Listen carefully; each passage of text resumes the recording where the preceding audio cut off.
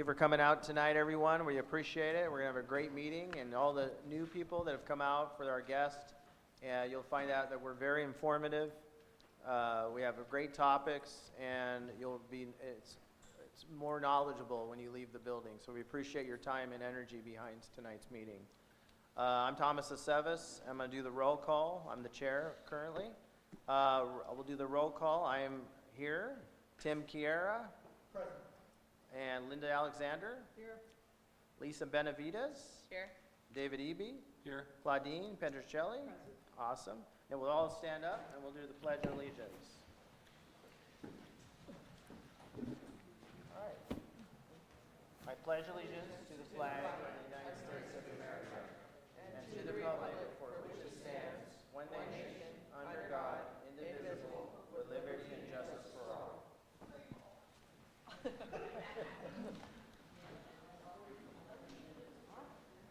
Before we get to public input, we're going to do some worth business. It's the new year, and we're going to do election of officers 2026. But before we do that, we're going to approve the minutes. Did everybody get a chance to peruse the minutes? Yes. Do I have a motion? I make a motion to accept the minutes as presented. Tim makes the motion. Do I have a second? Second. David makes a second. All in favor? Aye. Any opposed? Minutes approved. The motion passes. Now we're going to go to worth business, election of the officers. Would anybody like to make a motion? I move that we keep the same officers as last year. Thomas Eves, chairman. Tim Chiara, vice chairman. Linda Alexander, records keeper. David, I will second that. okay, David makes a motion to keep the officers currently in place, and Claudine seconds. Do all in favor? Aye. Any opposed? Okay, motion carries. Thank you, guys. We'll continue on. Thank you so much. Now we're going to go to public input, up to 3 minutes per citizen to provide input on any item not on the agenda, but within the council's jurisdiction. I can extend the time as chair to accommodate item if not appearing on the agenda. Items can be further discussed on a future agenda if the Worth Council decides to add it. Would anybody, and please, when you come up to the podium, if you can state your name and we'll hear you out. Okay. All right.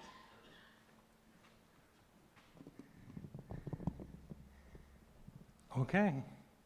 Good evening. My name is Michael Contos. I'm a resident of Upper Lake, and I'm going to put on my other hat because I'm also the president of the Kelseyville Rotary Club and the team lead for the Rotary Clubs of Clear Lake, Middletown, Kelseyville, and Lakeport's District Grant Project this year, which is talking about social media safety in our children, prevention of commercial sexual exploitation of children, and also coincides with this month having been declared Human Trafficking Month. So for those of you who aren't aware, we've done our best to blast across social media everywhere. We have sponsored the Polyclass Foundation to come out up here to Lake County and do some presentations. We've had one very successful presentation at Kelseyville High School, and next week we have four presentations to which anybody can go to any one. If you can't make one, you can make another one. We have a presentation in Middletown on next Tuesday from 5:30, probably really more to like 7, not like at 8, like 8 o'clock it says. The following Wednesday will be right here on our very own Upper Lake at the middle school, and we'll cover Upper Lake Lucerne. Then that next Thursday will be an English presentation at the Obsidian School in Clear Lake. And then that Friday will be, and there'll be no English translation on this one. It'll be Spanish only. There'll be a Spanish only presentation the last Friday of the month, or last Friday next week anyhow, at the Obsidian School. This has been a project that's taken about a year to put in place and made possible not only for support from like our very own Supervisor Crandall, but very much support from the school districts, right here from the North Shore Youth Club. The presentation is geared towards any community member, but particularly focused towards parents and children in middle school, because that's where we find the most vulnerable population. Are those middle school kids hitting puberty and feeling kind of unsure, kind of cranky at life in general and their parents, and are more susceptible to this kind of online exploitation. Because for those of you, and I'm looking at a crowd that hair color kind of matches mine, probably does remember Polyclass and in polyclass's case, someone broke into the house and stole poly. But today, they don't have to do that. We invite them in through a computer screen. It's not to say that social media is bad, it's just that you have to practice safe social media practices, have to put on your seatbelt, and that's what our presenter from the Polyclass Foundation will be talking about, with a material aimed towards those parents and middle school age kids, although younger kids and older kids are perfectly welcome. And as an inducement to you all, like I said, we have food and it's free. There's probably close to $1,000 worth of door prizes that'll be given away at each one of those presentations, because it's an all carrot, no stick kind of deal. Attendance is not being required by the schools. So all we require from the town council, from the council and eligible council members and my fellow citizens is talk it up, show up, make sure everyone who's got kids or middle school knows what's going on, and there's an online link to register. But if you can't manage to register, if you show up anyhow, you're perfectly welcome. Thank you. Thank you.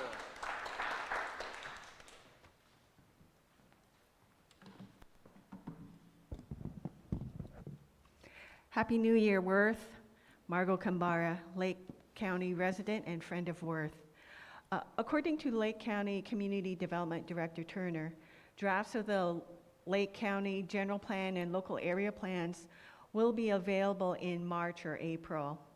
The general plan outlines the county's goals for physical growth, conservation, and community life in the unincorporated area and contains the policies and actions necessary to achieve those goals.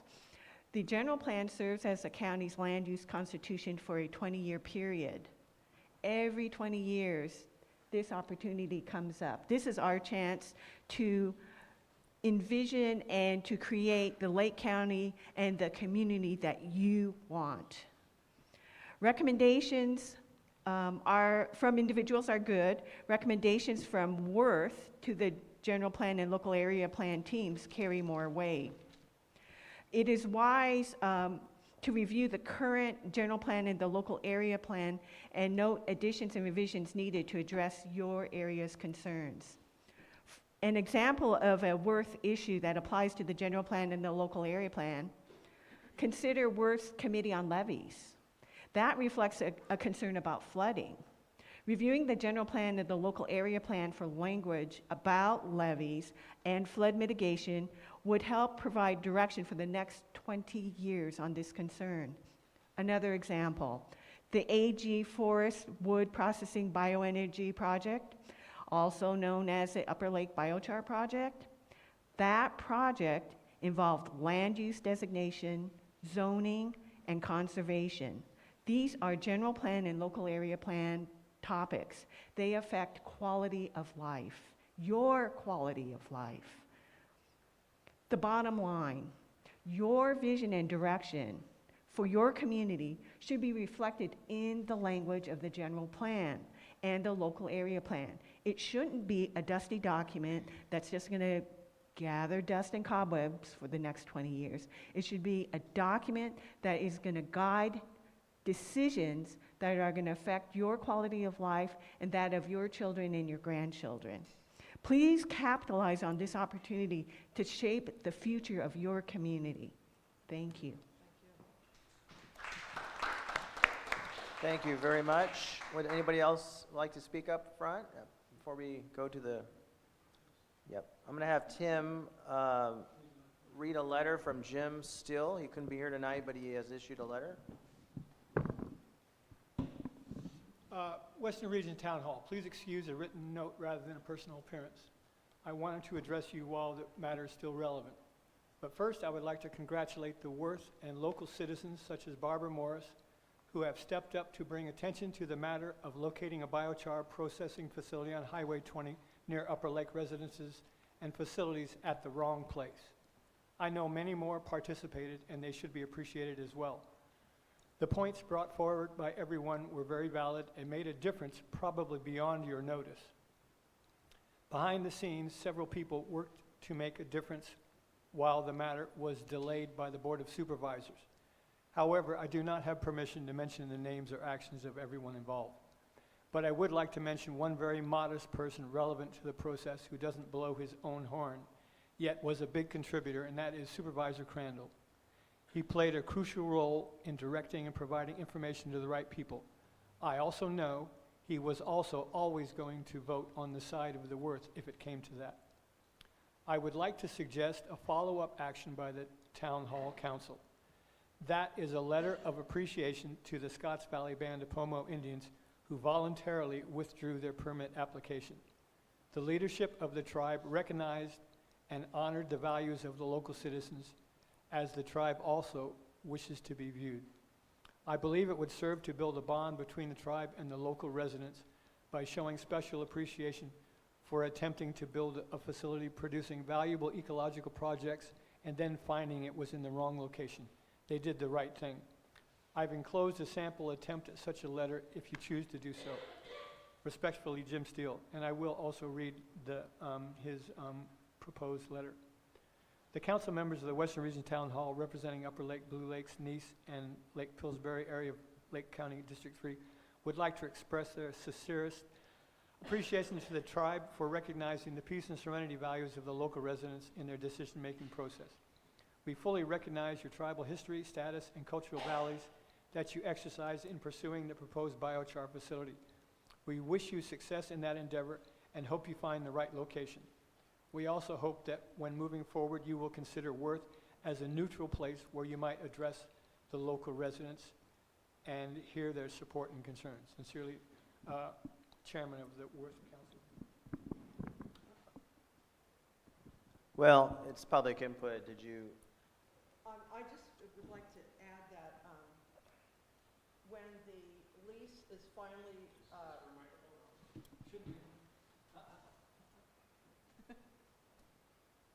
There we go. okay, I would like to say just personally that I would feel very comfortable sending off this letter as soon as the lease is legally revoked. Right now, it has not gone before the Board of Supervisors to revoke that lease, which is, I think it goes out through 2028, so I, The lease is till 2028? yes, yeah, it was a Okay, so 15-year lease. It has to be removed to Yeah, remove all and- possibility of operation. Right, Okay. yeah, So you want to wait on that? I would, Okay. But I- yeah. Okay. Since it's not on the Let me talk about that. Well, consideration will be afforded to it once it happens for a letter, if that's in the case. It'll be on the agenda, though. Next item is local, two items I want to just announce, or more announcements, but since everyone's here right now, I have a local road, local road safety plan survey they're doing. I've left it at the table. You can do a QR code on that if you want to reply to that. I don't know if Lisa, if you had put that on our website, but we'll add it there. And there's a deadline, February 20th. So if you want to contribute that information, you can see it up at the front table. And it's from the Lake Area Planning Council. Also, there is a vacancy on our board. We're looking for one new candidate. So if you're interested, at-large candidate. So you can be from any of the areas. Go ahead and go to the website and what's the?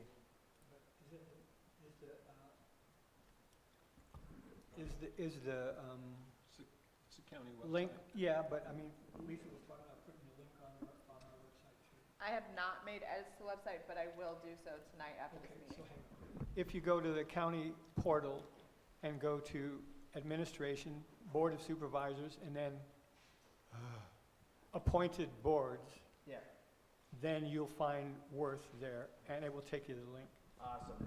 And if you're interested, we'd love to have your input and energy up here at the table. So, and if you like, yeah, if you'd like to stay after and learn more about what we contribute, what really goes on behind the scenes, definitely talk to us. We'd love to have your contribution. Yeah. Smoke filled background. So that's it for any other public input. We're going to go to Mr. Davies here in a moment. He was texting me, Thomas, that he was having a hard time hearing. It's spotty. I'm getting about 75%. So can we see if we can... Let's turn the... We're going to bring him on here.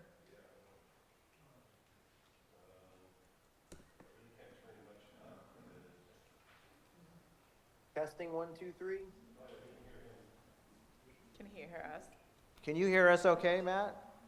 Yes, Oh, good. can you hear me? We're trying to get you, can we get any louder than that, Thomas? Yes. Matt, go ahead and, Testing 1, 2, 3. yes. You sound great. Can you hear me okay? Yes. Okay, great. So we want to welcome Matt Davies to our meeting.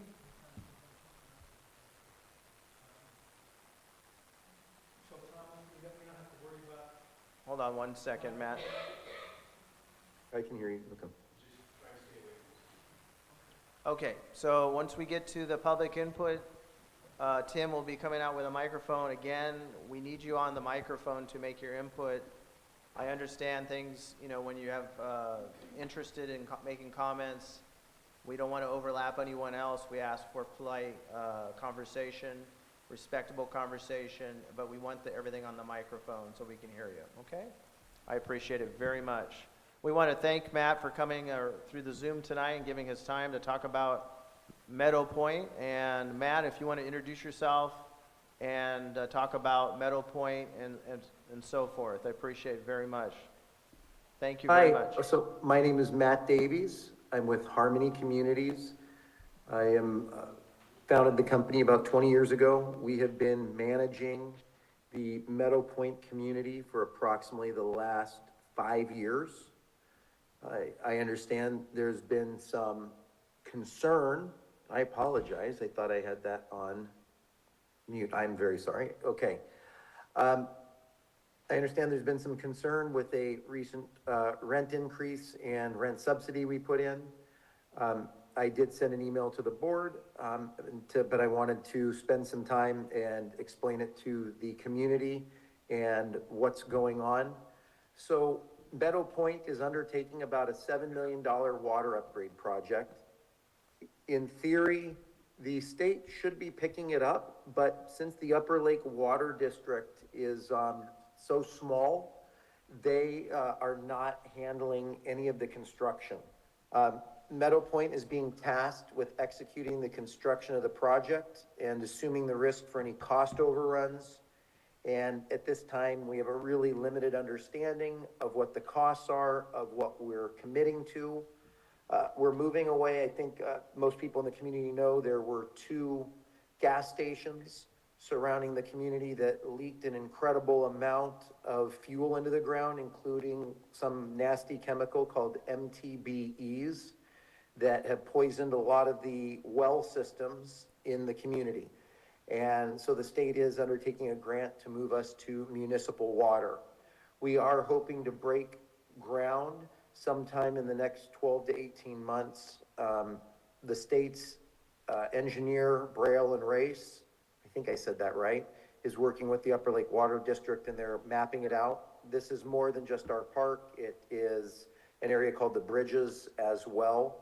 And the Water District is undertaking some of the construction, including upgrading some of their infrastructure.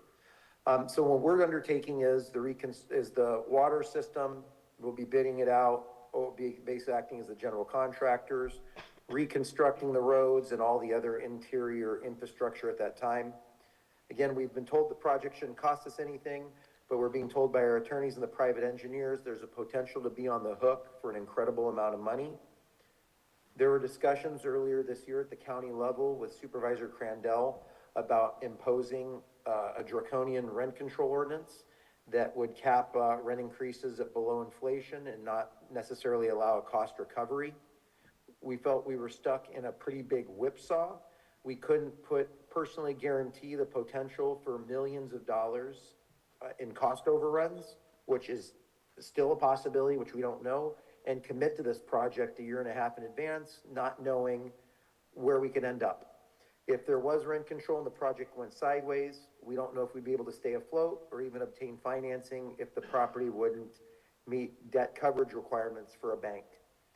We instituted the rent increase as a protective measure to protect ourselves from a potential ordinance that had the potential of hemorrhaging us, 7 figures, versus having to say to the state, thank you for your grant. We don't know if it'll work. We need to kill the project, and we're just going to continue treating the well water. and that's how we have to stay in business. So we felt like we were in between two bad solutions.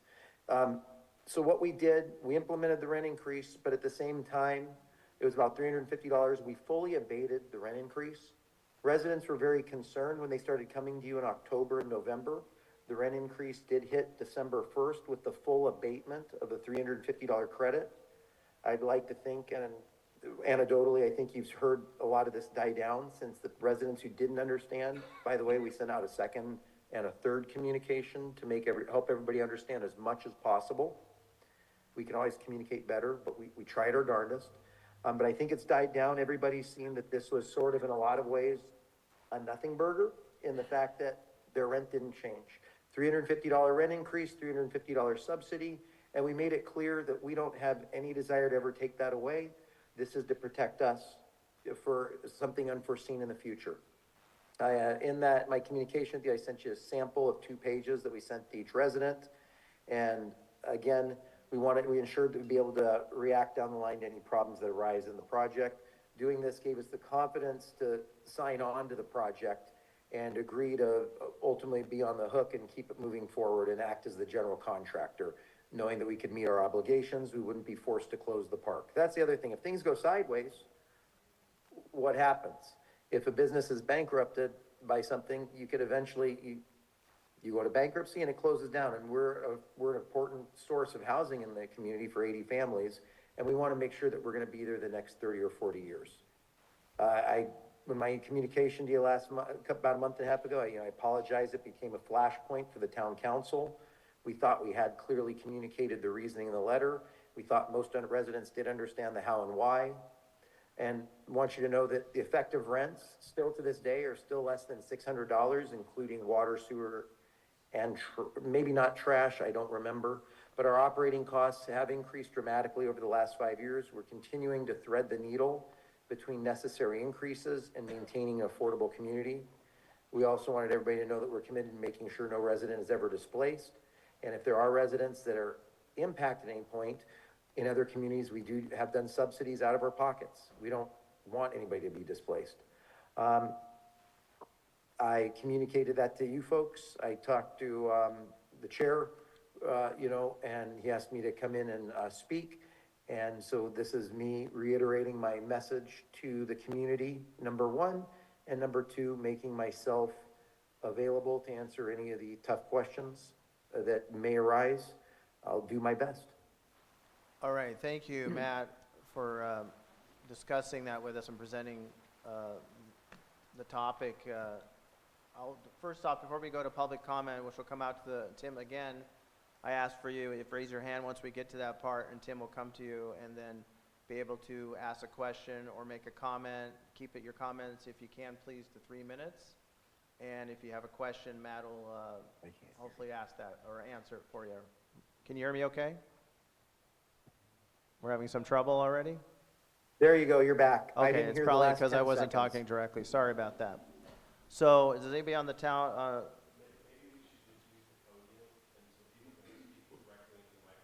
No, it's down. Now you're back. yeah, he's not mic'd up. So Lisa, you had a question or comment? Thank you. Yes. I would like to reiterate what our chair said, Matt, and thank you for coming to, no? You can't hear him. Can you hear me now? Can you hear me now? It's like that commercial. Can you hear me Now now? you're back. Okay. This is loud. Okay. Okay. I would like to reiterate and thank you for coming to speak tonight. I was the town hall member that sent you the questions. No? No. I'm like making out with it.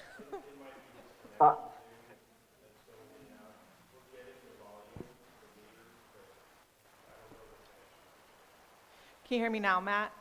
No? Yes. Okay. Thank you. I would keep it I'm succinct. so sorry. No worries. I'm on my Wi-Fi. I'm pretty certain, I don't know. It's okay. Thank you. I was the member that reached out with a couple questions. You did respond to some of those questions.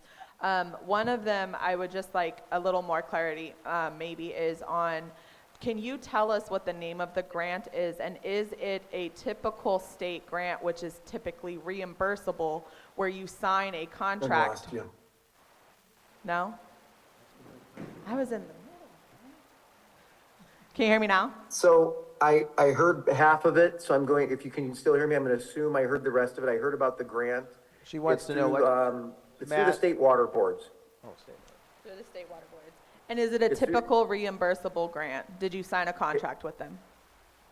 They haven't presented the contract to us yet since we're not acting as the GC. I mean, since we're acting as the GC, they need full plans. So we've done 3 of these others, and how they've normally, or, 2 or 3 others, how they normally work, the water district handles everything. So they bid it out. They're responsible for the construction, but Upper Lake wasn't a big enough water district. They basically said, I'm sorry, we don't have the ability. By the way, this construction should have started a year ago. It went on hold for a year because they didn't know how they were gonna get the pipes over since Upper Lake wasn't willing to do the construction for this component of it. So they're still working through it, but what we've said is, and in the calls, we're acting as the GC. We don't have a budget. We have 90% plans. They haven't gone to 100%. They haven't bid. We don't know what it's gonna look like. Okay, thank you. And the other question I had, which I did ask in email, but want to make sure the community hears it as well, is regarding this $350 increase that is currently abated or subsidized.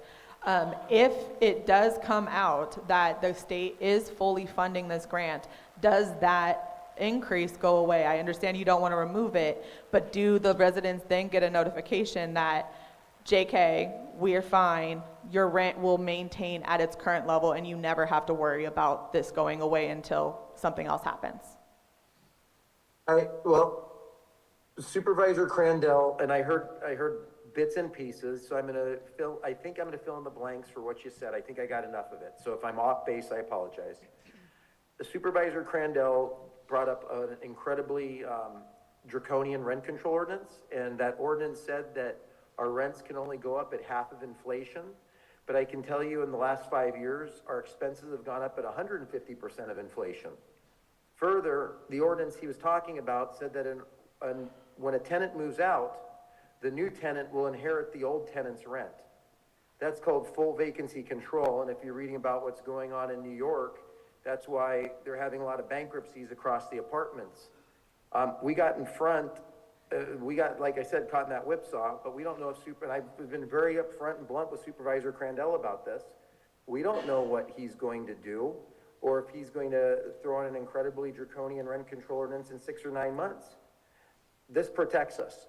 If that ordinance goes in, very likely, if our costs go up, at $20 a space, and our rent only goes up at $5 a space, very bluntly, we're gonna nip into that $350 so we can keep up with inflation. If your expenses rise faster than your revenue, we all know what happens, you end up bankrupt. But politicians are passing these very ordinances that they say they want this affordable housing, want to protect it, but if you can't let us keep up, how do we stay in business? So this is a protective measure for the water, number one, the biggest thing, but I don't know what he's gonna do, and I don't know if he's going up for election again in a year or two. We'll be through this in 2 years, but if nothing changes, it's our goal to never have to tap into that subsidy. There's no reason if we could raise the rents. And I mean, in the last 5 years, you haven't heard about us gouging rents. I mean, we're at $600 with a lot of things included. We're some of the cheaper rents in the county. If we were about raising rents, we would have done it 2 years ago, 3 years ago, 4 years ago. We'd be at some of the other places that are at $700 or $800. And what's to stop us with no rent control tomorrow to putting in a $100 rent increase? There's nothing, but I mean, you just have to take me at face value, I guess, because I could just raise the rents. I could have raised them and not given them a subsidy. Thank you. The last question I have, and then I will open it up, or I'll yield. So you have met the state's requirement of providing the notice for that $350. No? Can you hear me now? How about now? Test, test, test. Can you hear me now? Can you hear me now? Matt, can you hear me? Can you type my question in the chat, maybe? Oh, now you can hear me? I heard Well, question in the chat, yeah, right. if you'd like.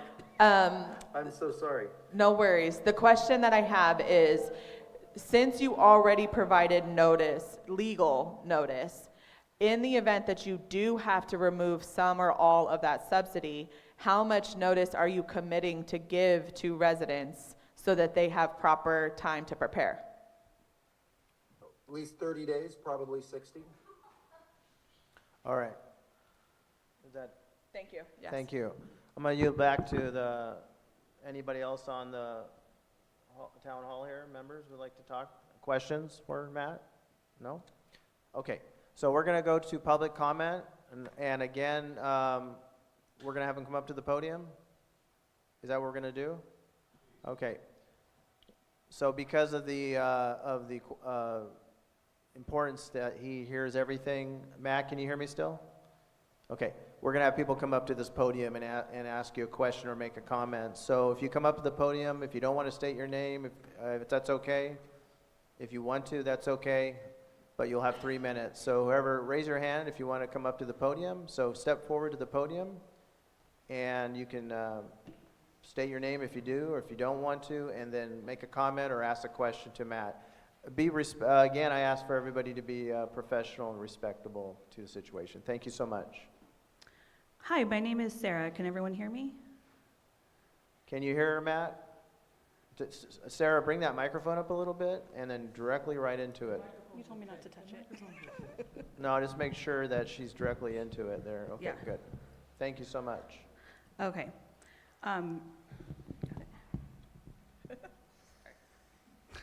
Sorry, we're having microphone issues. All right, so my question is this, or first a statement, then a question. I'm interested in selling my home. I'm very concerned I won't be able to because I don't know how to tell a potential buyer rent is $650, but it's kind of $950, but it's still $650 for now, but I don't know when it's going to be $950. I'm also concerned because Lake County is one of the most economically depressed counties in California. Who's going to want to buy a home and pay a decent price for it when they might have to pay $1,000 for lot rent? Do you have any comments or thoughts about that?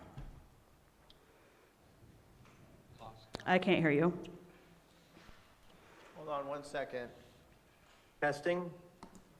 Yes. Matt, did you hear a question? I got moved to mute, I guess. I didn't press it. Okay. We put a couple homes in contract since we've instituted this. So we've been able to explain it without much of an issue. I can have you talk with the gentleman in our office, Mick, who sells homes, or you can have your real estate agent call him and he can walk you through it. I understand the concern, and we talked through that in the office, but we've been clearly explaining it to people, and it hasn't impeded home sales for us. Okay, who is that But person? we can do our best to help you out, and we can have a dialogue with you about it, and we can give your real estate agent some tips. Okay, who's the person I should contact? Have your real estate agent call Mick Schaefer in our office. All And right. Sarah, and what space are you in? 12. And I'll send him an email. 12, okay. Okay, and then one more question is, if I'm understanding correctly, were you to have to raise or take that credit away, are you planning on taking the full credit away or just partial credit as needed? It would be partial credit as needed. Okay, and is there a time frame for that? Like, would it be Hopefully a never. year? Okay. I'm sorry, say that again? Hopefully never. We don't have any plan at this time to take that credit away. Okay, that was it. Thank you. Thank you. Thank you very much. Next person would like to come up to the microphone.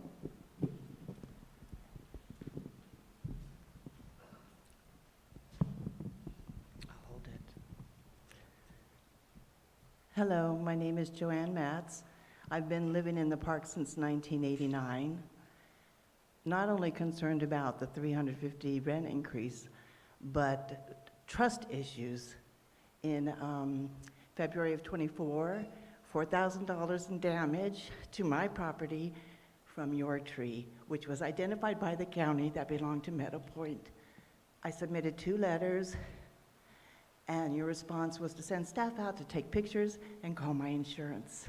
So I did call the insurance, and My premium went from 700 to 1,600, rounded figures, and the tree is dying from the inside out. Over my greenhouse, my potting shed, and I'm a licensed family child care provider. I can't even use my backyard because it's unsafe.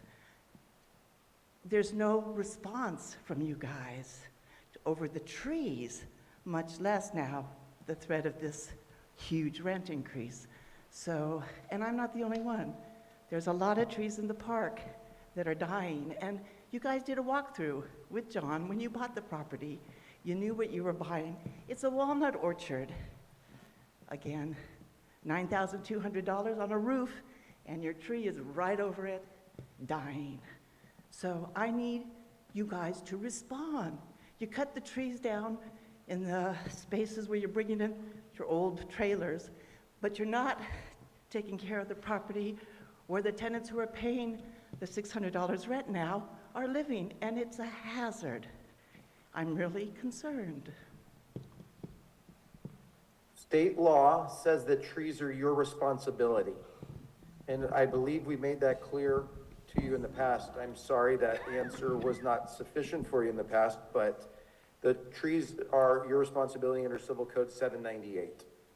And if they're in your space, you need to take care of them. And if people are trimming their trees, we do send out tree trimming notices. Who has the section code? It says in that section code that it's the park owner's responsibility for the trees that we did not plant. Section 798.30. 0.37.5. Yep. It clearly states that it's the park owner's responsibility for these trees. What space are you in? 14. I will have there's a tree article written by the lead tenant's attorney in the state and the park owner's attorney where they actually got together and wrote a joint article. I'll have it sent over to you. It more clearly elucidates your responsibilities. And But you're a homeowner, and part of being a homeowner in this relationship is for you to manage the trees on your lot. I take care of the trees I planted, not the trees I didn't plant. Okay, does anybody else want to come up and make a comment or ask a question, since Matt's available?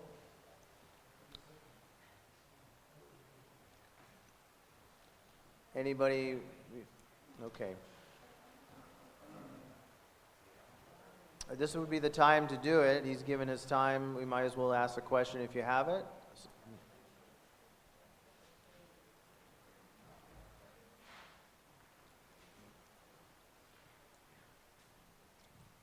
Excuse me if I'm a little nervous. My name's David Payne. I live in Lot 39. How can I say this? So, we finalized escrow in Memorial Day weekend, and purchasing the place. You and Rebecca? Yes. Okay. Okay, like I said, I'm David. I go by Scotty, my middle name. We didn't get any kind of disclosure that there was going to be an upcoming subsidy, and we haven't even been there a year, and you're already asking for an extra, I think it's around $50 for a rent increase. I understand that, because I used to live in the Bay Area in a mobile home, and they did like 3% every year. But my point is, what happens, because most of us are all over 50 years old, probably in the park, how can two people live on Social Security when it comes down to that? If both of us, if you're paying $900 and something for rent, besides gas and electricity, I mean, that should have been disclosed. My concern is it should have been disclosed before I purchased from you guys. I actually bought the mobile home from Harmony Homes. I show your rent is $625 a month at this point. You know, rent does go up annually. And I show that it went up from $595 to $625. So that's only about 5%, which is a little higher than normal, but that is in line. I mean, again, our costs, just last year, our costs were up. Our insurance was up 40% again. Our insurance has gone up on this park 300 or 3 times in the last 4 years. And we're getting other things. I mean, just minimum wage, just in the last 2 years has gone up 12%. We're paying a lot more for services, just like you. We don't have a way to beat out those costs of California. And inflation is not really a real number a lot of times because all of our costs are going up a heck of a lot faster than inflation, and we can't control them. Right. I was looking at one park, just for example, in the last 40 years, our sewer bill has gone up by the city 2,500%. Well, inflation has gone up 2.5 times. I mean, we're getting our backs broken by no offense to this board, we're getting our backs broken just like you guys in terms of managing these things, in terms of keeping up with everything. And these legislators keep pushing these policies that make stuff more and more and more expensive. And the only way we can do is pass along these costs if we want to stay in business and continue to provide you this housing. If we don't pass along the costs and stick with it, we don't stay in business. I understand that. I understand that. Everything is a business. It's all about money. But the point was like the subsidy part, it kind of like should have been disclosed when we were first looking at the place back in March. I just don't understand why it wasn't, because it might have swayed the way we might have bought the home. Because, and I'll give you a date on this, and that's important, it's a great question. I want to make sure I speak clearly. Bear with me for one moment.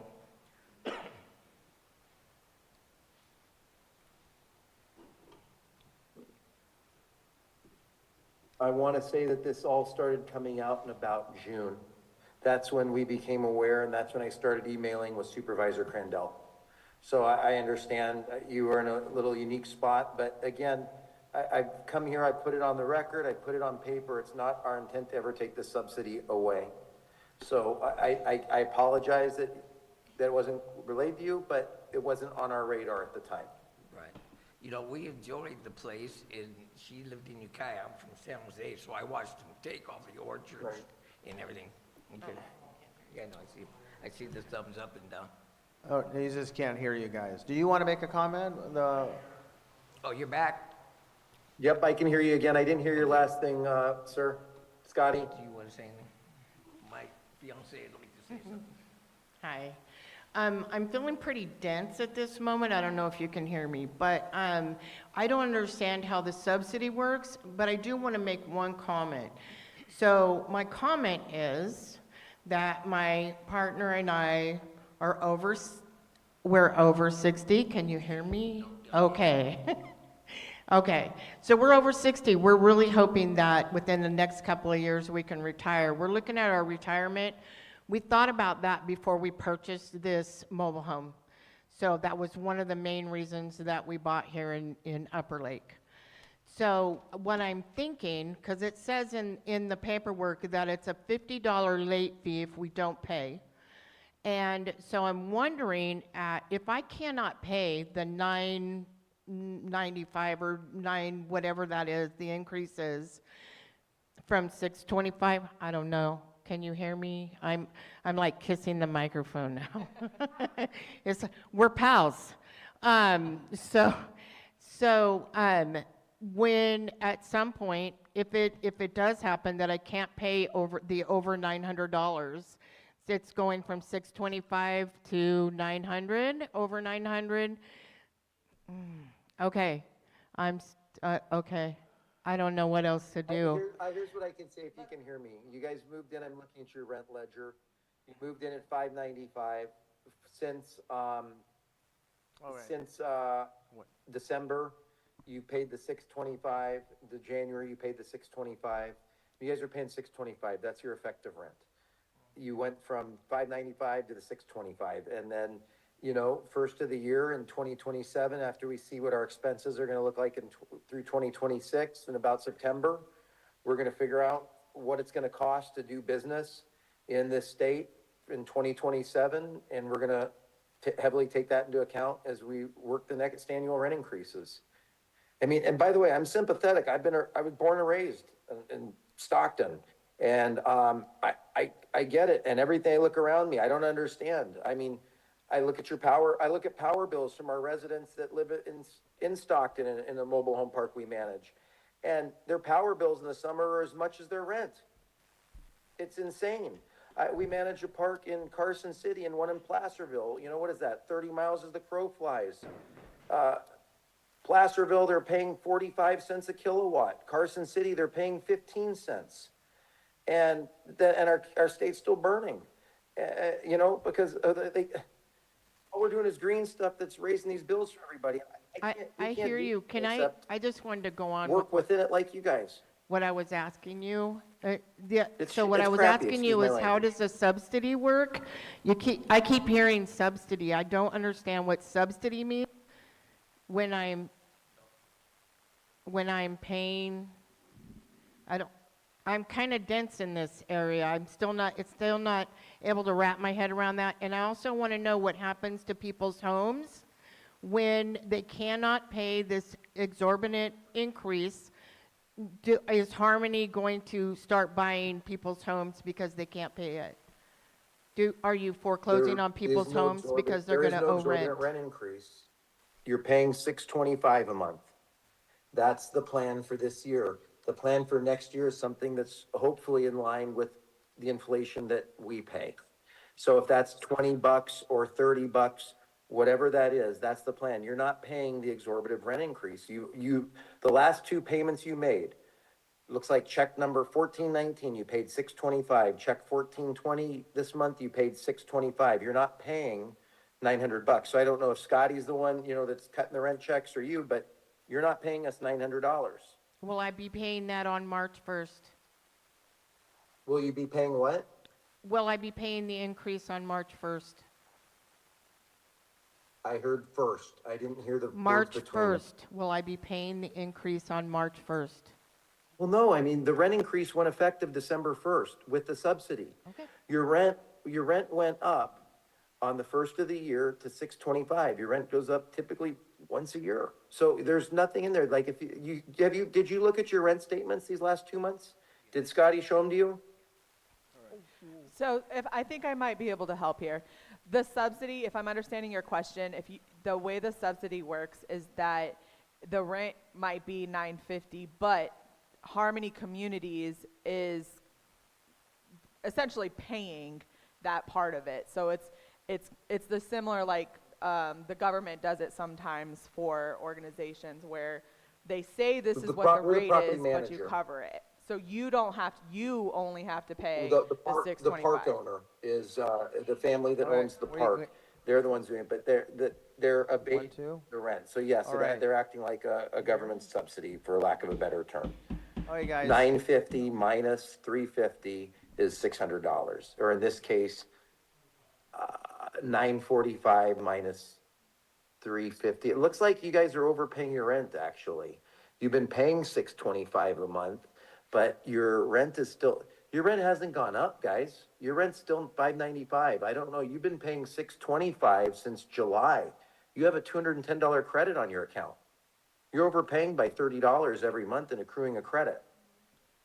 All right. Take a good look at your rent statement this next month, because you only will need to pay, I noticed I that don't know, also. and I was $380. gonna talk to Jamie about that. All right, guys, thank you.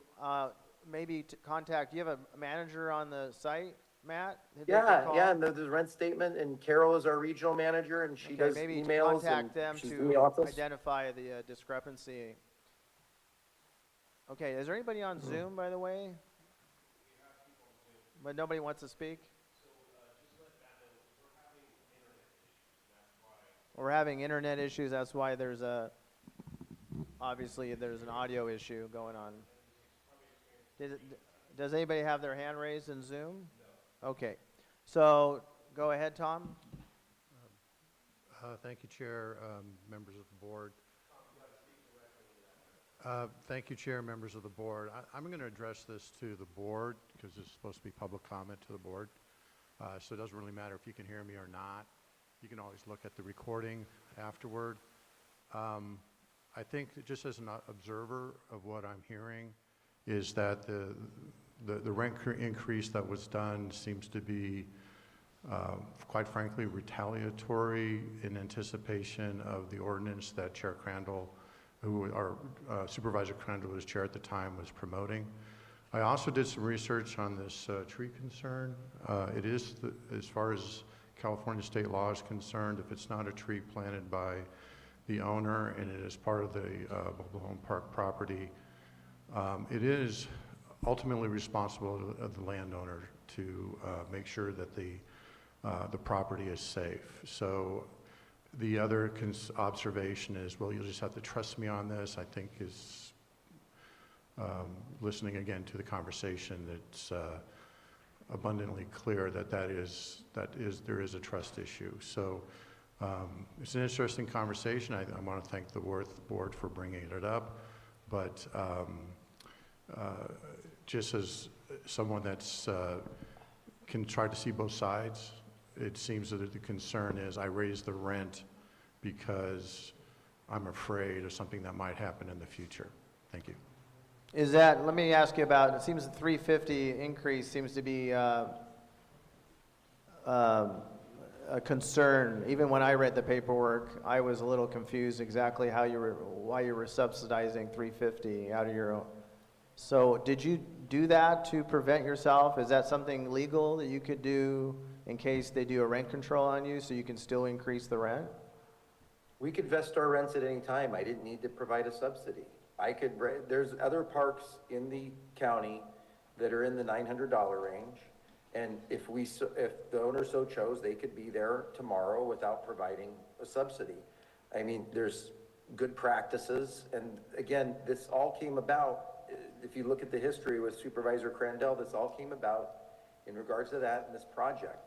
And I'd emailed with Supervisor, I don't know, we've been having trouble on this project with Upper Lake for a year and a half, and this all came to a head about the same time. Okay. I don't know what else to give you. Oh, right. Thanks, Matt. Anybody else have a comment? Please, you have a comment? No, you got it. Matt, is it possible to get your contact information? Oh, can't hear it. 1, 2. I'm speaking into the microphone. Matt, is it possible to get your contact information?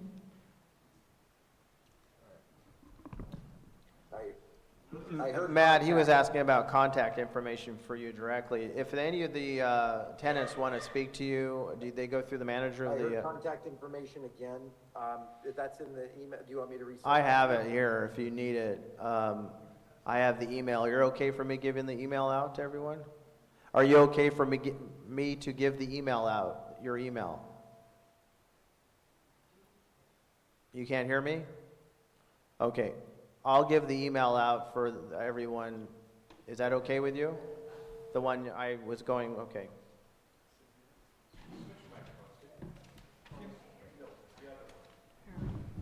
All right. This one doesn't have any light on it. All right, so if you want to correspond with Matt, you're okay with the,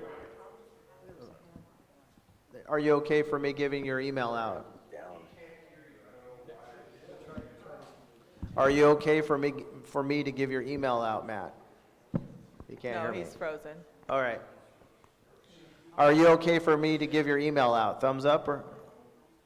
Okay. So here's, if you want to get his email, I have it here. I see you. And we'll get the speaker up one more time. So it's matt@harmonycom.com. Is that right? But if you want to see me after the meeting, we certainly will have it for you here as well. It's Matt, M-A-T-T, at Harmony, HARMONYCOM.com. Matt@harmonycoms.com. Matt, M-A-T-T, at HARMONYCOM.com. If you like more information about it after the meeting, come and talk to me. So, one more, who wants to make another comment, and then we'll close out the session. Come on up.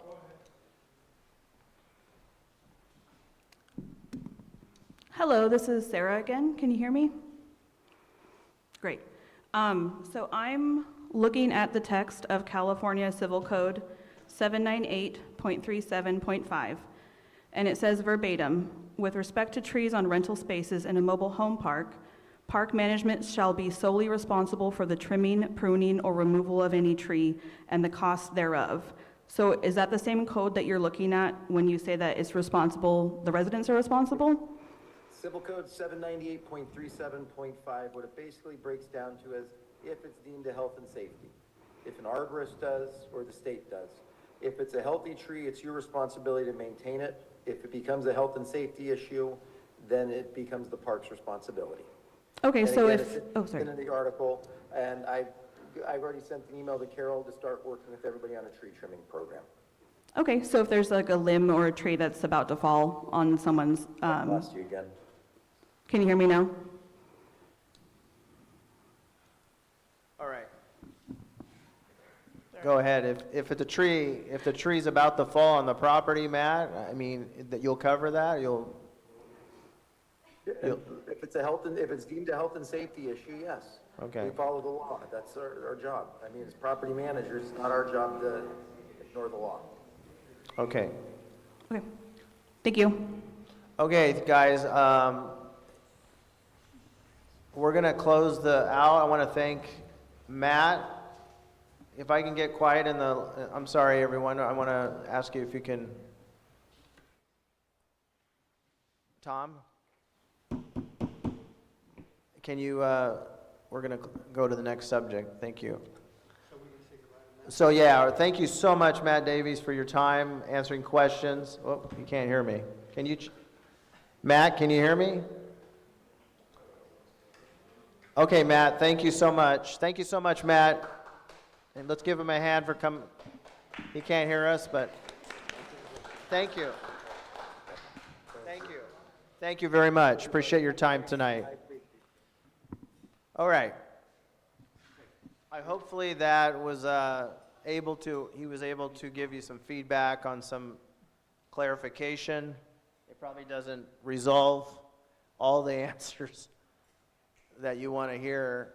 It never does. But I wanted him out here tonight at least to start the conversation and get more clarity on some of his point of view. That 350 is a little bit confusing, isn't it? I think it has to do with protecting himself and, like Tom said, being ready for anything that might come down the line through the legislative legislation. Got it. Chair, if I could, Yeah, go I ahead. just have one last comment. I would just like for, Supervisor Crandall was brought up and other legislators were brought up multiple times. And I just want for the record to say that I believe that is the purpose of our legislators. Business professionals are responsible for ensuring that their businesses can be ran. Elected officials are responsible for making sure their people are taken care of. So I would like to thank Supervisor Crandall and the other supervisors who have also been in conversation for working towards ensuring that predatory business owners do not at least get to do this without pushback. So I just want to make sure that was said multiple times, so I want to make sure that we call that out. All right.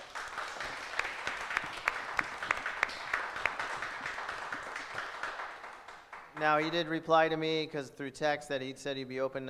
Thank you. As you can see, I won't anyway, but I'll give you, if you needed me down the line, I'm happy to attend or assist. So certainly he'll be available for that if we need to have him come back. So thank you so much for that. The big thing is for people to document everything that's going on that they consider normal or abnormal, so that we have a understanding of everybody's concerns. He said there's a person named Harold on the property.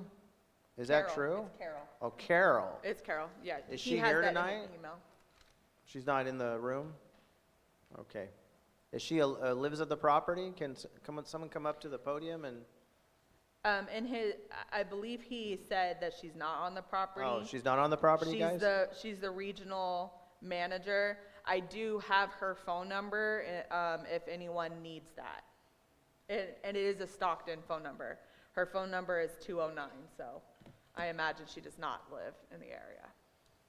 That's an assumption, though. So there's no one on the property that, caretaker, anybody managing the property? Yes, Can there you- is. Sarah's saying yes. Can you come up to the podium and answer that for me? I'm just curious, just so I have some more enlightenment. There is a site manager who lives in the park with us. Her name is Jamie McBride. I don't know her local number, but Okay. she's the one that was sent out. The letters that I sent about the trees, I sent to her and to Carol, who is not on site. She's down in the city. But we do have a site manager, and we have local maintenance man who's been doing some of the trees, but not all. Is the site manager, her name's Jamie? Jamie Is McBride. Jamie, she's not here right now, right? No, she's not here. Is she available to talk, is she accessible? She is accessible, Okay. yes, yes. Okay, and she lives there, and she's a local? Yes. Okay. Thank you very much for that. Just like to knowing the whole story gives you more clarity on what's going on. We'll continue to support this topic. If you like it on the agenda, you can certainly email me at the Worth email. If you need that email, you can come up, and I'll give that to you, and we continue the topic. Do you want to make Judy, do you want to make a comment at the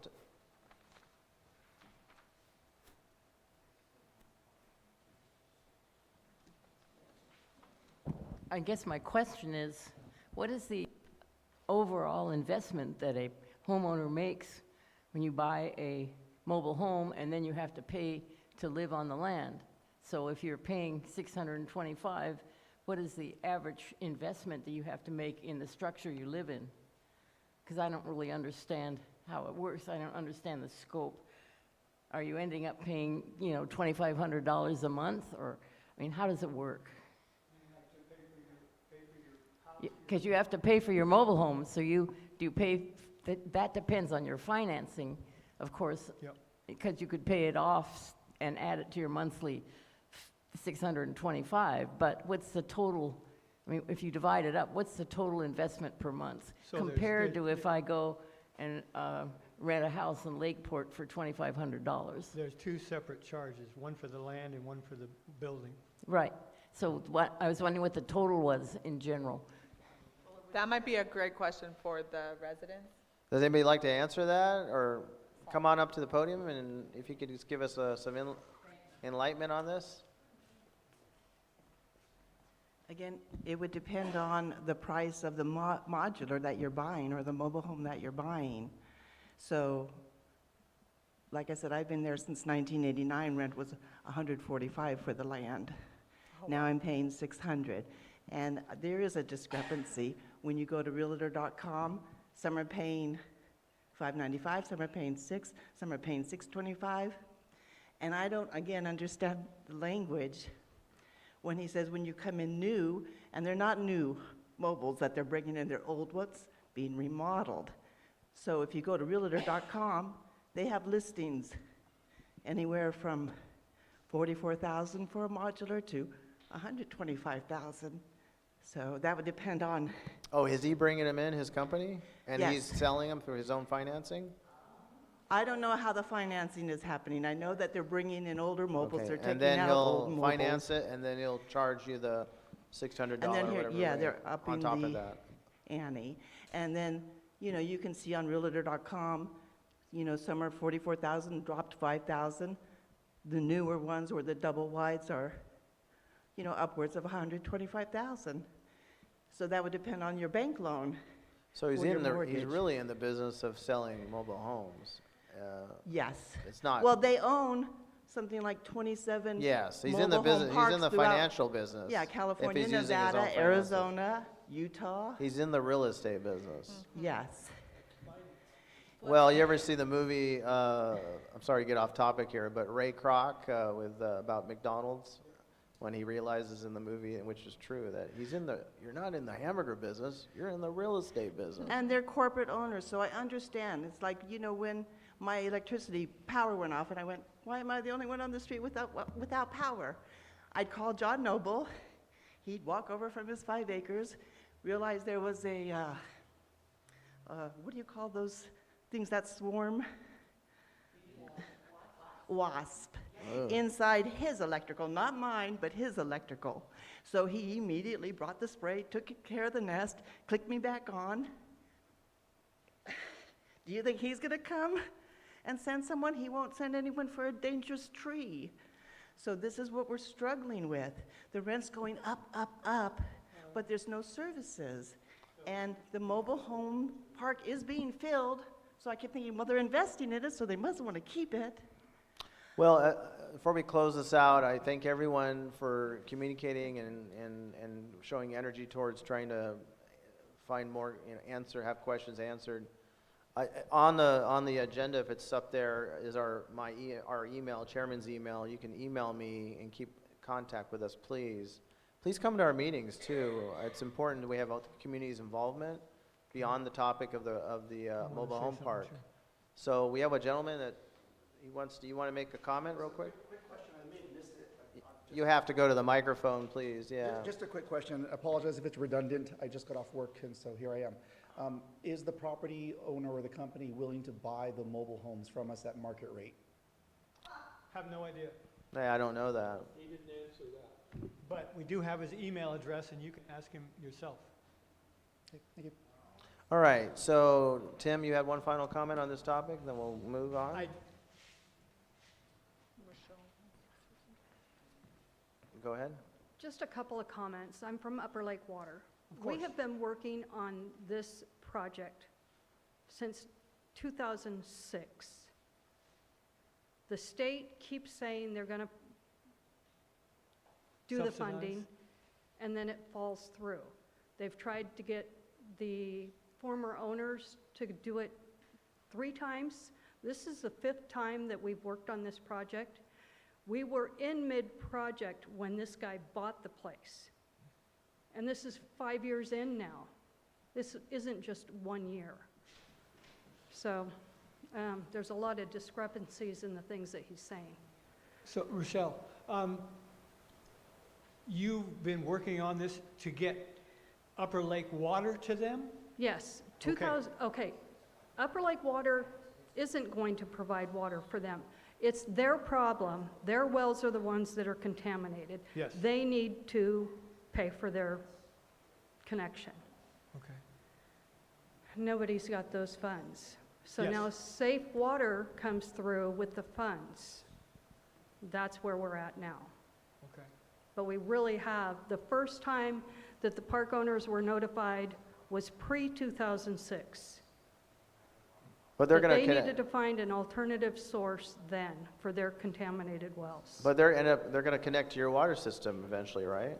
Pardon? They're going to connect to your water system Eventually. Eventually. with the $7 million grant money? Is that what they're doing? It's 9 million. $9 million. It's expensive. And Upper Lake Water also put in for the fact that we did not see any sense in sending good water through bad pipes. So we were the ones that put in the request to have all of the laterals, all of the lines inside their distribution system Hold on one second. Thank you, guys. I know you want to. replaced.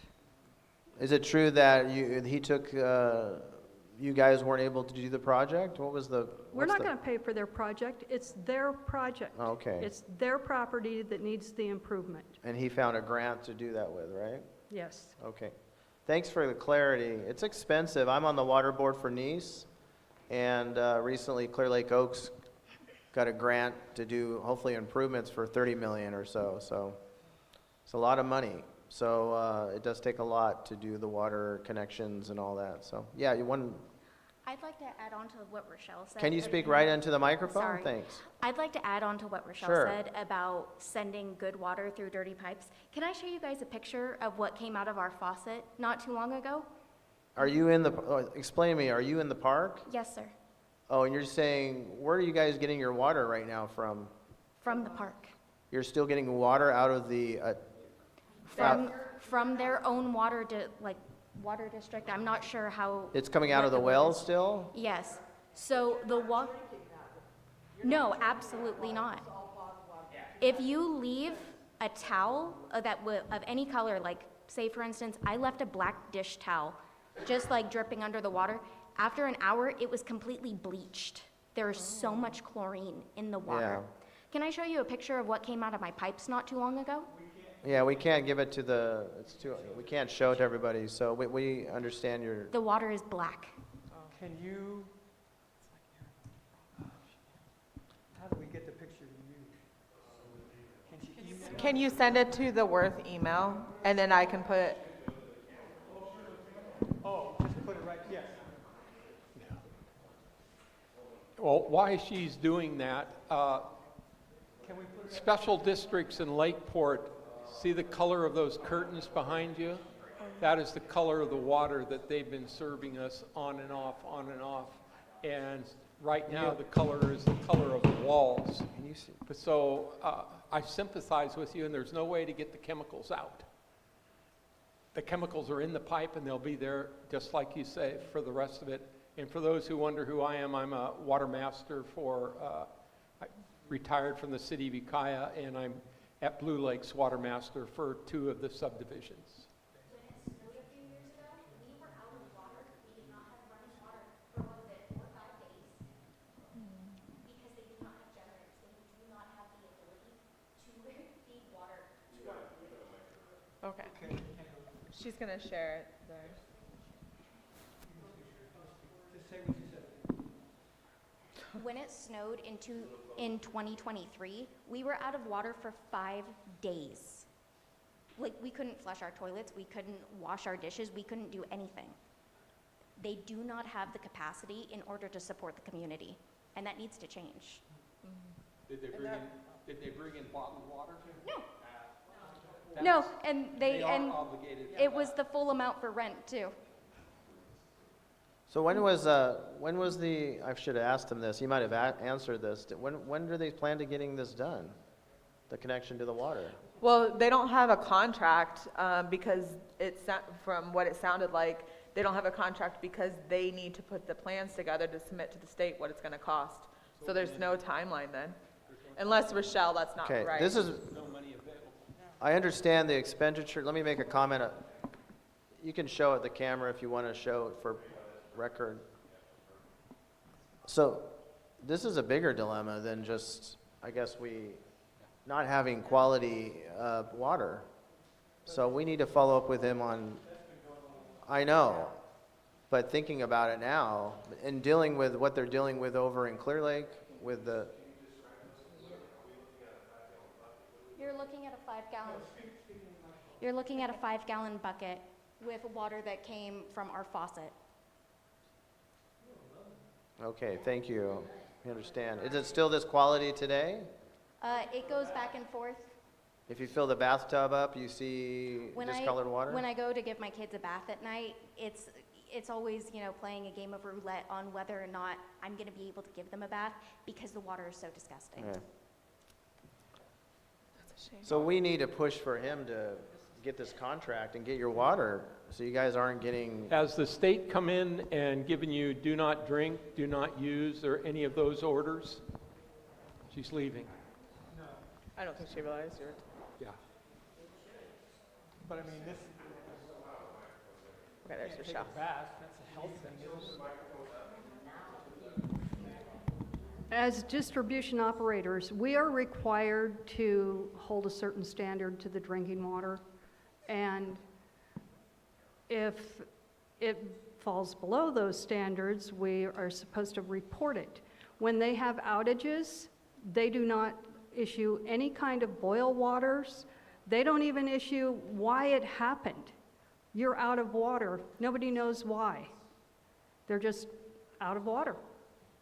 Is there a way for residents to report it if the property managers fail to? Call the state. I don't know, I don't live out there. Call the state.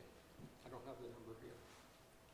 But the answer is the public can always call the office in Santa Rosa and the field office for the Water Quality Control Board and report the problem, and they will send an Still, engineer out. nothing is happening to the operator that's running the show out there. there's no accountability for not issuing the proper notifications when there are outages or black water or water that's black that will bleach your towels. Thank you.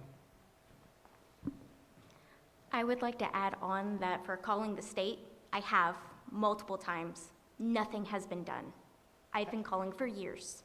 No one Nothing has been done. Has anybody contacted you back? No.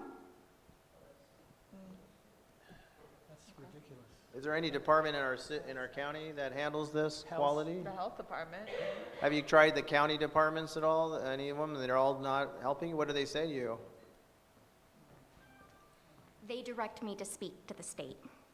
The And when I state- let them know I have called the state, I have attempted to try to report this in order for them to be held accountable, for us just to be able to wash our dishes or for, to take a shower. Nothing is being done.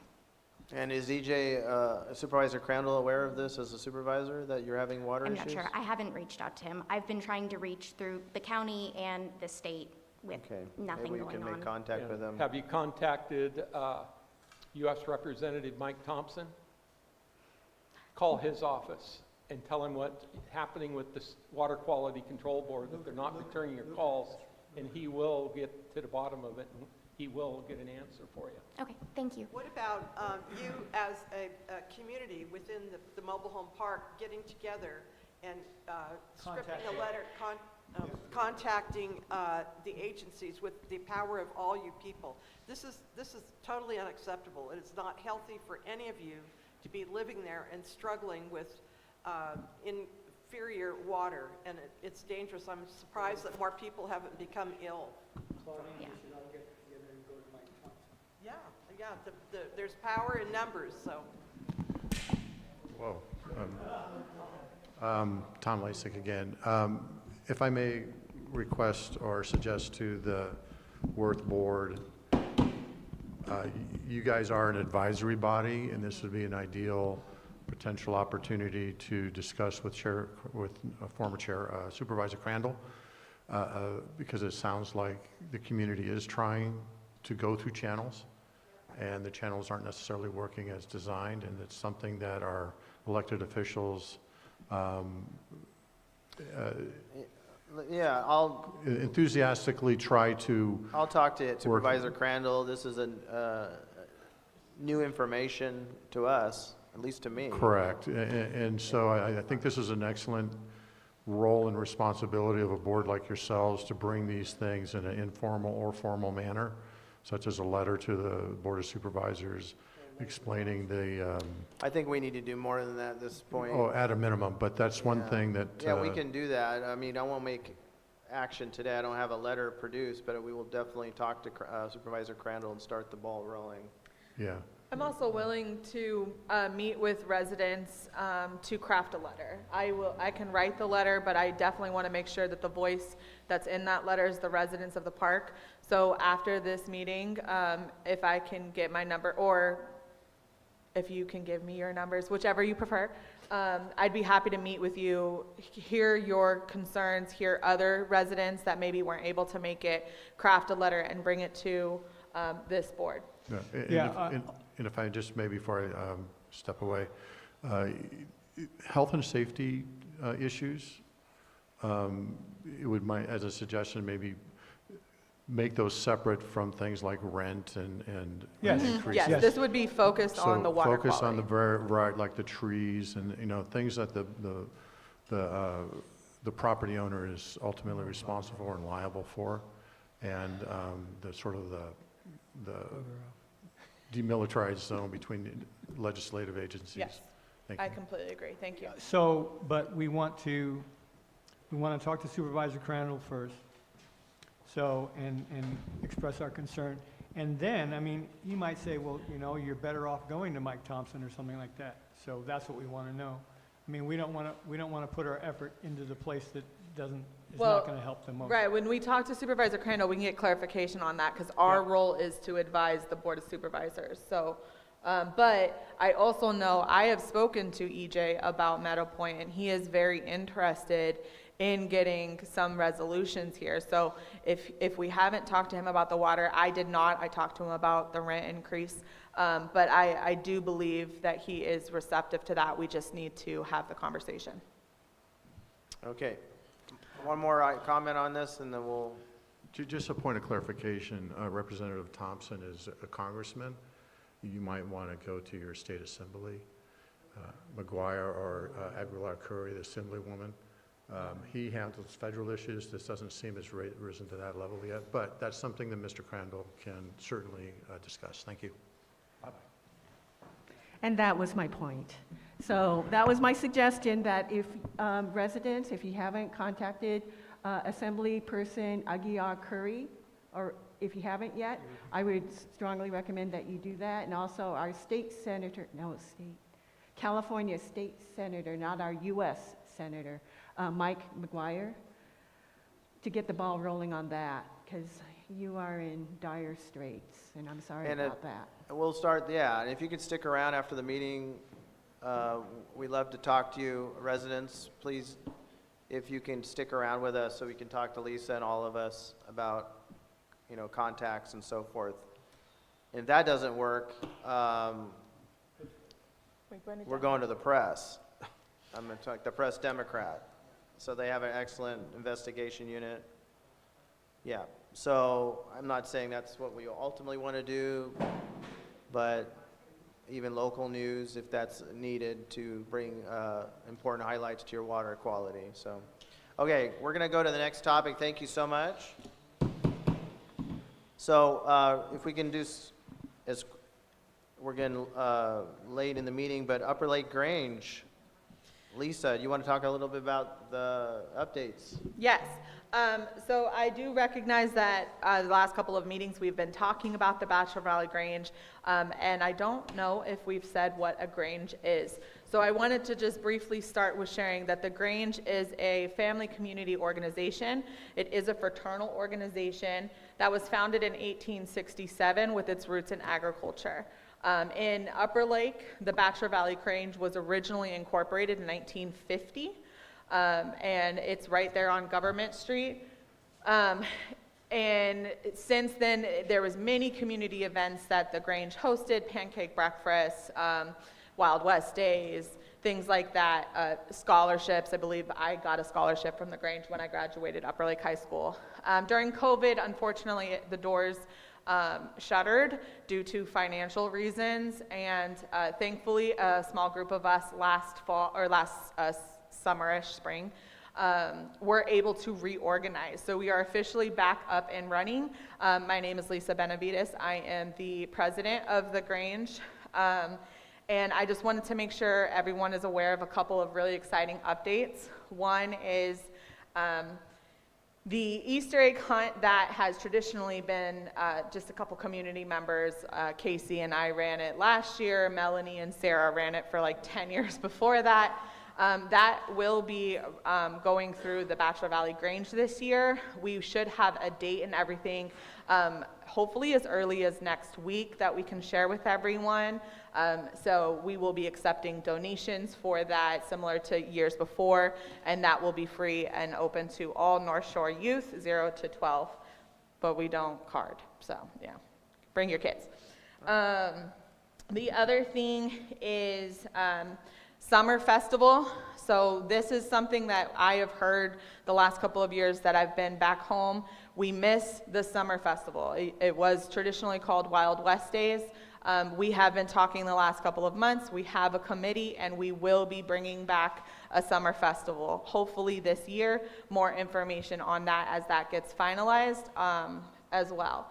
And then probably the most exciting thing for many of us is we are officially open for rentals. So this is one of the things, many of us had baby showers, bridal showers, parties for the young, parties for the older, celebrations of life. All of those things have happened at the Bachelor Valley Grange. We are back and open for that.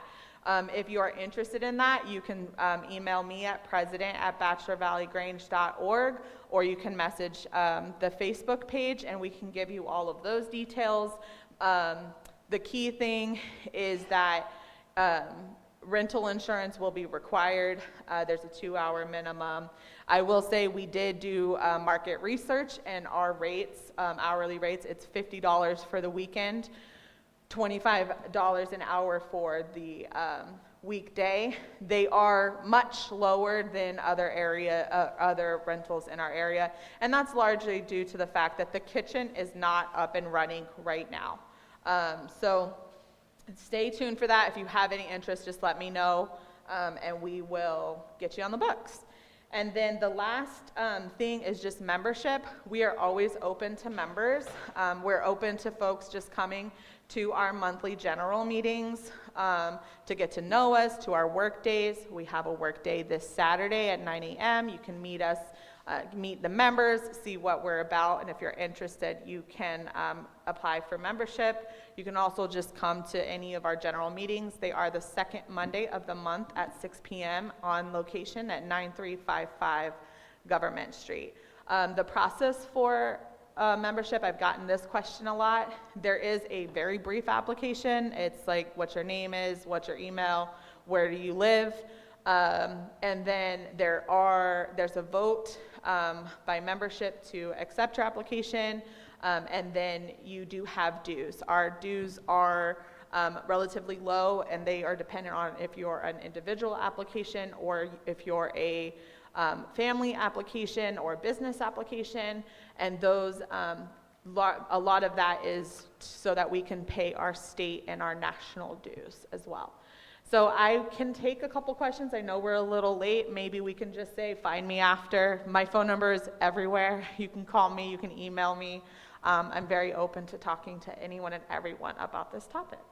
I just want to say one thing. We worked on the Grange has been silent for years, and at one point I had a complaint from a local neighbor, and cars were parked there, trash, and then wow, Lisa, whoever made the contact, and now it's just fantastic to see it up and running again and alive. It's like, it's a great thing. So congratulations to your team, and hopefully we'll great progress. Thank you. The next item is Super MAC. We actually have come together, all three municipal advisory councils, to create a third district municipal. We're still at 5 of us. It's the members from each municipal advisory council, and I'm not sure, where we're at on that. I'll be honest with you. We're still kind of working on through the process of having it. We're going to look at big issues, maybe like universal trash collection, abatement issues. So hopefully we'll have another meeting soon, and I'll have an update next month on that. Let's go to the banner. This is Worth Business, I know, but we want to create a banner for to have all our information on in front of our table. And recently, Eastern Region Town Hall went ahead and got one for themselves, and we're going to kind of go ahead and get one for us. We'll take action in a minute on it, but I just want to see if our team up here, if we should probably add, it was going to be gray, but I saw that the maybe blue would be better.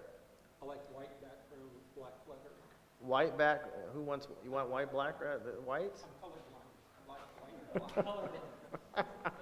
Everything else is Polka gray. dots? Everything else is gray. The only thing, What color would you like? the only thing I think we need a little bit of a header room on that so that, Okay, well, we can work around it. We can make it purple, like Eastern Region, or whatever, blue. Purple with They green did blue. letters? They did blue. So that was good. Blue looks good. I have a picture of it. Red and white, like Upper Lake High School? Red and white? I like that idea. That's why I like the white with red. Okay, red background and white in the front? All right. white background with Red background and white letters. Okay. red background? Is that what you said? Yeah, it'll pop out. They'll pop out. It'll pop. If the letters are white and the background. And you can come up with a QR code, you can send that to me for the, okay, we'll go ahead and take action on that. Who would like to make a motion to, it's gonna be $110 or so at Pack and Mail. I'm keeping it local for the local business, so that'll be discretionary funding. So moved. Yep. So, but are we gonna? So moved by, But just hang on. We're gonna get some headroom on that so that, I mean, like, we don't want it to be really tight. We gotta have a little extra. yeah, space. we can work together on Mounting design. Space sort of thing. So moved by David, any second? We're going to have grommets in the corner. Oh, Claudine moved? On discussion now. Yes. Is it going to have grommets? We're not, if, we're thinking about putting it on the front of this, and we're thinking about maybe like Velcro on here and then Velcro on this thing, and so just stick it up. I would recommend grommets because we could figure out how to attach it in multiple areas. Yeah, but I don't see how grommets wouldn't be, I don't see how that would be, 2 by 8 feet. I don't see how, 8 feet? You want grommets all the way to the bottom and on the top? 4 on top, 4 on the bottom. All right, okay. All right. Comment, Margot? A suggestion, so for your banner, in terms of visibility, you may want to consult with Thomas on what the shot is. If you hang the banner on your table, it might not be in the shot, but behind you may be better. Thomas said the shot would be okay with the banner. Actually, it was Thomas's suggestion to put it on the Now, table. I would suggest that we get one of the banner stands. That way, no matter where we go, it's like a little, it's just like that tripod over there, except it has a bar across. It has the same tripod on this side. So we just set it out in front here? Set it right behind us, up above our heads, or right here, behind us. Wouldn't see it? We'll just do it in, I think, front of the table. Okay, so let's, Would your trolley guy work in front here like this? Yeah, All right. all right. it would work right there It too. would work anywhere. Work anywhere. Okay. It Okay, could go anywhere do we have a from, motion to purchase? 2.5 feet to 7 feet. Okay, Claudine has motion, David second, all in favor? Aye. Any opposed? Okay, motion moves. We'll work on getting that for the next meeting. Okay, next item is our subcommittees. Pile Road. David, do you have to add anything on that? Yes, I'm Dave, co-leader of the Pile Road Subcommittee. Okay, I talked to Governor Thompson's office, and I also talked to McGuire's office, because Thompson's office referred me to McGuire's for the lawlessness problem up there. And Thompson's office also said that I should talk to the CEO of the county. So I called the Lake County CEO office and talked to Carolyn Purdy there. And she said, just keep doing what you're doing. There isn't going to be any quick resolution of this problem. McGuire's office did call me back. And then after they called me back, the CHP called me. And I talked to a CHP sergeant or officer, lieutenant, whatever. And he was basically saying, we don't have enough people to get around the county, and you're a small area up there, and you don't have much action. Well, you know, I mentioned the stolen cars, the 10 stolen cars in the area, and the constant running of unregistered vehicles up and down the road at high speeds. And later that day, he actually drove by the house and took a couple pictures, and I haven't seen him since, but they did come by at least. Carolyn Purdy at the CEO's office was really, she was commiserating with me about the issues up there, but didn't really offer that she could do much except mention to Marcus that we were having trouble up there. And I sent an email out a couple days ago to get an update from code enforcement, and of course I never heard anything back. So I don't really have any update, except for the fact that both Joanne and Dana got emails about their tickets on Cody, and they had been closed. And so they closed the tickets and told them that an abatement would be happening. But the abatement notice that they had posted a month ago is expired already. So I'm sure that they can just put another abatement notice in, but it really is, it's stupid. And in the statements to them, it sounded like, well, we have to hire a contractor and have them look at it and see how long it's going to take to clean the place out. So I expect they're going to let them live there until next summer. So that's what my update is. Thank you. Dave, have you talked to Sheriff Sheriff, what's his last name? Sheriff? Have you talked to the sheriff? Bingham, there it is. I knew it started with a B. No, I haven't talked to Sheriff Bingham.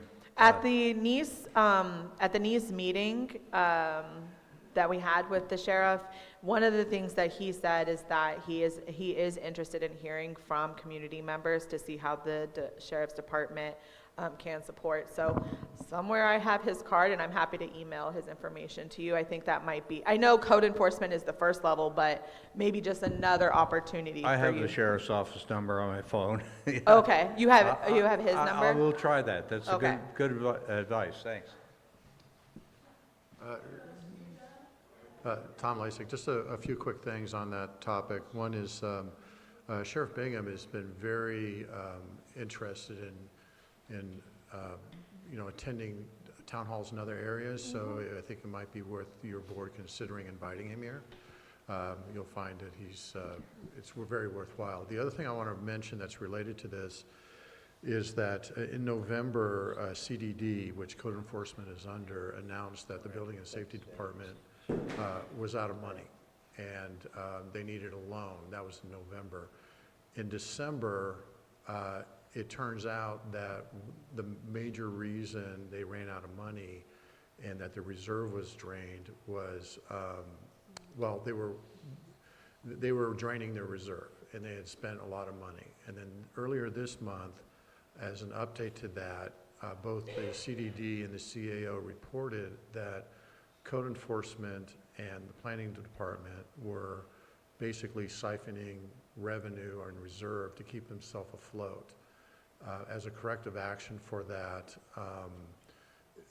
that has stopped. So where it comes down to is code enforcement was largely being subsidized by the Building and Safety's reserve, and that's been essentially cut off. The other thing that came up in the meeting earlier this month on that's related to this topic was that they were saying, well, here are the things that we do that we're not charging for. And I think one of the things that was mentioned is code complaints.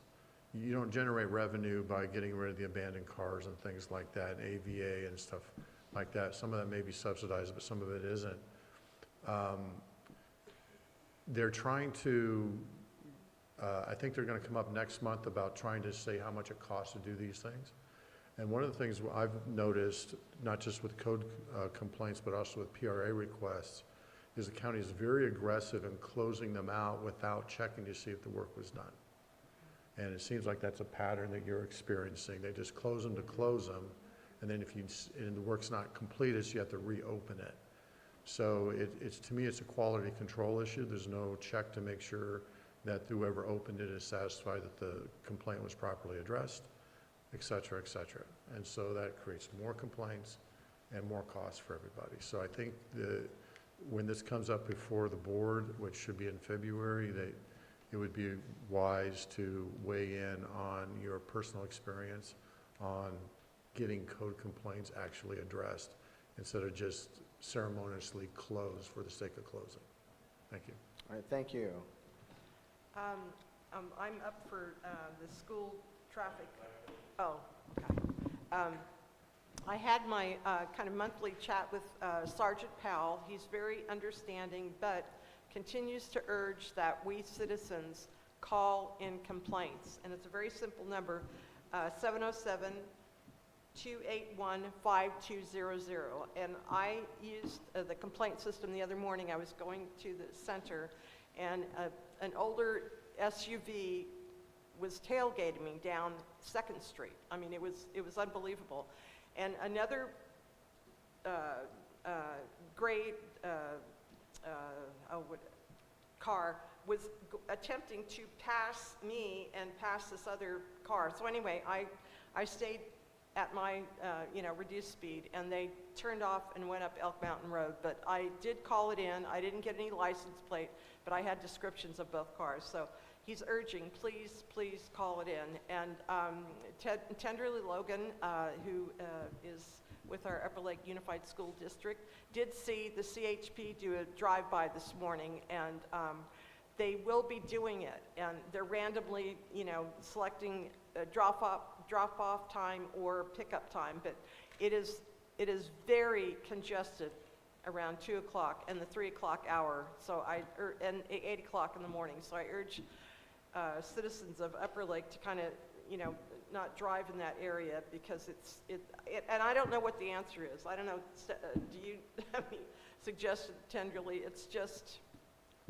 yeah, it's a real complex situation with so many parents dropping off and the buses trying to get through, and anyway, but please call in complaints. He just keeps urging that over and over. All right, so Upper Lake levies, Julie, did you want to?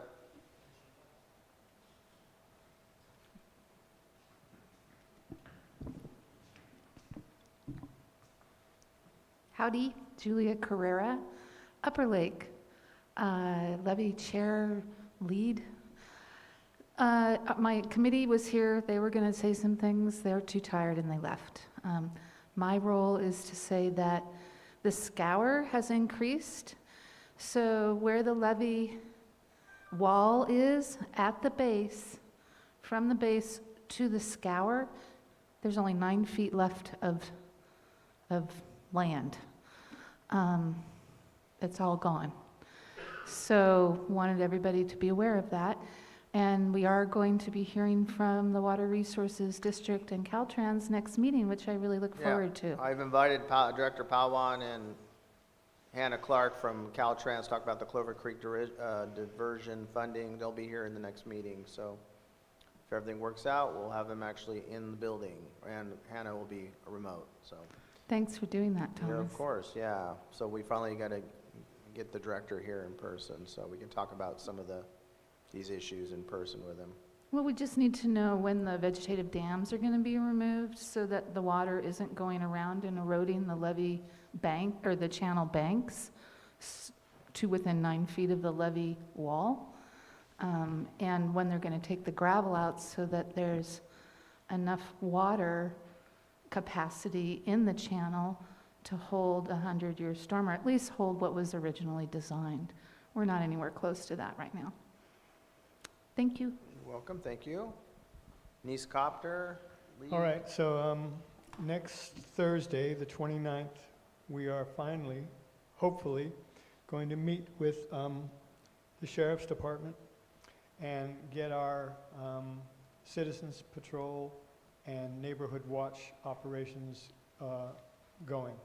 That's about it. All right, that's good news. Hopefully this meeting will be a sure thing. Yes. No supervisor tonight, so no discussion. Announcements. Anyone have any announcements beyond what?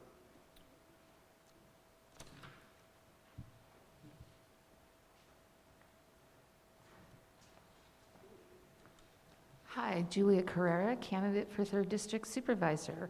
On Wednesday, February 4th, I'm having a coffee partnering with the Lucerne Bistro. Come on down, and if you have questions about me not being authentic, come on down. Let's talk about it. We're going to be there between 10 and 12, and it should be a good turnout. Things are going well, and the purpose of it is to bring community together so that we can talk about it, because community should not be divisive right now in any way, shape, or form. And we need to come together because there's serious things happening in our community. Things that haven't happened before, that are health and safety issues, are life quality issues, and then nationally things are happening. So hopefully people can join us on February 4th at the Lucerne Bistro. I'm grateful that they partnered with me, and hopefully we'll see you there. Thank you. All right, thank you. Anyone else with announcements? Okay, so we'll see you next meeting hopefully, and thank you so much. I make a motion to adjourn. Okay, Tim makes a motion. Do we have a second? Okay, second all in it. favor? Aye. Okay, we adjourn. Have a great night, everyone. Thanks for coming out again.